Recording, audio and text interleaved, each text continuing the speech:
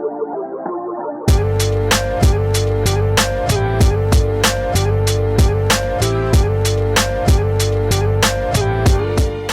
is up, guys? Welcome to the video. Today's video is all about cravings and things you can do, actionable tips to try and beat your cravings. But before we dive in, make sure to like the video and subscribe if you aren't already. And with that, we'll dive right in. All right, let's talk cravings. So right off the bat, cravings are normal. We all get them, whether it's for salty food, sweet food, certain types of food, it doesn't matter. We all get cravings. If you're trying to make fat loss progress, your cravings can be a serious hindrance to that, because the thing about cravings is that they're hard to control. So in this video, I'm gonna be breaking down 5 things that you can do to help kick your cravings to the curb. So let's start with number 1. Make sure you're filling your diet with high protein foods. Now, if you're weight training right now, or if you have any familiarity with any concept of like nutrition around body composition and the rest of it, you know how important protein is. And if you subscribe to my channel or seen any of my other videos, you know how important protein is for building and maintaining muscle. But that's not the only thing that it can help with in your diet. A big reason that we start to crave things is because we get hungry. And foods that are high in protein are way more satiating than foods that are high in carbs and fats. So if you know that a lot of your cravings come from a place of hunger, eating a high protein diet can help you stay full for a longer period of time so that you don't have those hunger-based cravings pop up. Because odds are, if you go to bed with a full stomach, you're not gonna be standing in front of the fridge at 3 a.m. looking for a slice of cake. And that transitions perfectly into the next thing on my list, and that is to not keep the foods around that you know you have low self-control over. For example, I have been cutting recently, and I love Oreos. And the serving size of Oreos is 2 Oreos. Well, 2 double stuffed Oreos and I think 3 regular Oreos. But if you're eating regular Oreos, I don't know how well we're gonna get along, because in a world where double stuff exists, what are you doing with the single filling, huh? But I digress. The big thing is that I just can't keep Oreos around. And I'm somebody that has a lot of discipline and self-control when it can come to their diet. But I know myself well enough that if there is a box of Oreos sitting in the cabinet in my kitchen, I will eat them. And I will not be able to just eat 2. So if you know you have trigger foods like Oreos or something like that, keeping them in abundance in close proximity to you is probably not the best idea. And this will come up later on in the video when it comes to demonizing foods and kicking foods out of your diet. But there's a big difference between kicking foods out of your diet entirely and eliminating them, and not keeping them in abundance close by. Because like anything else, when you've got a craving, you're craving a certain stimulus. And if you keep that stimulus really close by, you're gonna have a much more difficult time saying no to it. Now, if you're watching this and you're trying to fight your cravings, it might be because you're trying to lose body fat.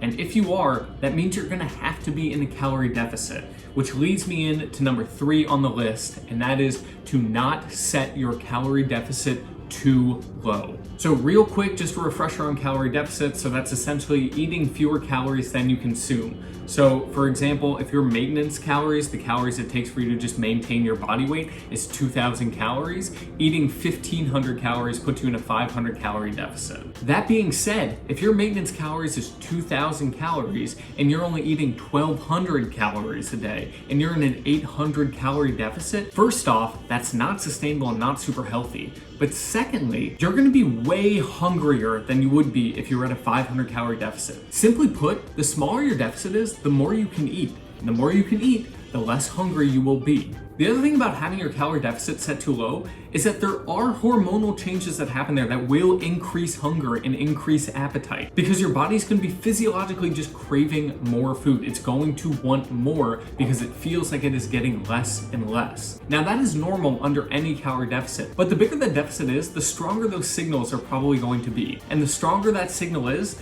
the less willpower you're going to have to say no to those cravings. I see this all the time as a coach with clients who used to be really, really restrictive with their diet and restricting so many things and keeping their deficit so low that they end up just giving into their cravings, leading to these binges. And that's not because they're undisciplined. There are physiological things happening there that are kind of forcing your hand into making bad decisions for yourself. So if you set a very aggressive calorie deficit, you may have a much harder time saying no to those cravings. So set a more moderate deficit, Take a little more time with your progress, but have it be much more enjoyable and sustainable. Now, the fourth thing on the list, similar to the protein thing, is keeping a diet that is high in fiber. Much like protein, high fiber foods are satiating. They will fill you up. They will make you feel fuller for longer. So if you're seriously lacking in the fruits and vegetables department, this might be a great place to really up your intake there, because the more fiber you've got, the more full you're gonna feel. And just like all the other things we've said, you're gonna have a greater chance at being more disciplined with your willpower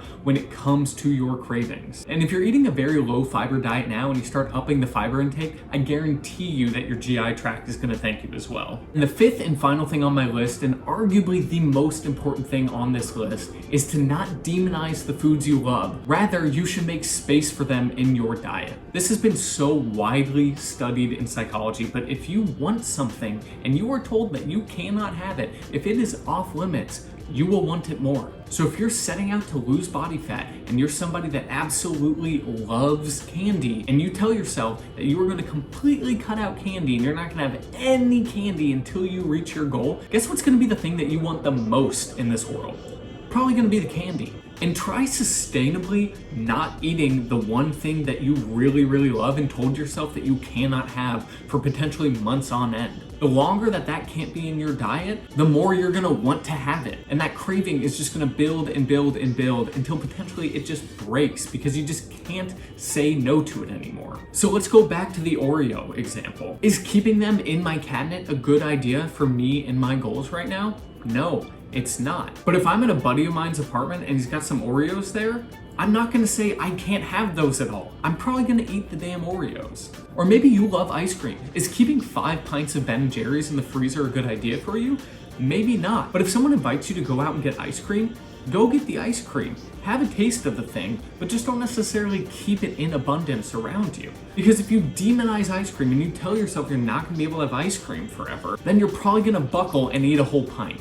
So like anything in life, everything in moderation. With that, I'm gonna leave the video here. Those were my top 5 tips for beating your cravings. I hope you find all of them useful. If not, maybe just one of them useful and an actionable tactic that you can implement towards your goals. And if you have any great tactics for beating your own cravings, make sure to leave them in the comment section below so other people can see them. And if you haven't already, make sure to like the video. And if you're not already, make sure to subscribe. I really appreciate it. And of course, it helps grow the channel. I appreciate you guys immensely, and I'll catch you guys in the next one.